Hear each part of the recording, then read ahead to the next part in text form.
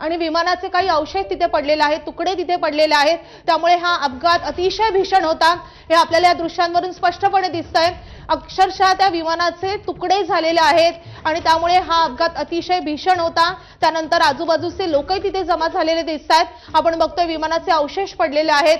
अग्निशमन दलाच्या वतीने ही आग विझवण्याचे प्रयत्न सुरू आहेत आणि अपघातस्थळी पोलिसांचा फौजफाटाही दाखल झालेला आहे। आजूबाजूचे नागरिक गोळा झालेले आहेत आणि या विमानातील सगळ्या प्रवाशांचं रेस्क्यू सुरू आहे। त्यावेळची दृश्य आपण पाहतोय।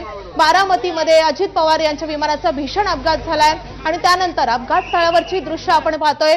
विमानानं पेट घेतलेलं आहे, विमानाचे अवशेष इकडे तिकडे पडलेले आहेत, विमानाचे तुकडे पडलेले आहेत आणि त्याबरोबरच विमानानं पेट घेतल्यानंतरची ही दृश्य आपण बघतोय।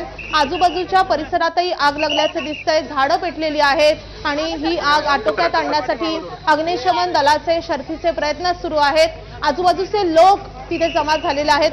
आपण पुन्हा एकदा निलेशकडे जाऊयात। निलेश, आणखी काही तपशील कळू शकलेले आहेत का?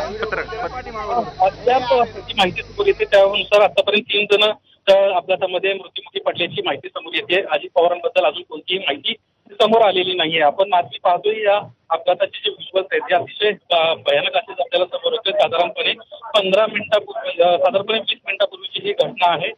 स्थानिक लोक आता या क्षणाची सगळ्यात मोठी बातमी येते। बारामतीत अजित पवारांच्या विमानाला अपघात झाल्याची माहिती कळतेय। लँडिंग दरम्यान अजित पवारांच्या विमानाचा अपघात झालाय।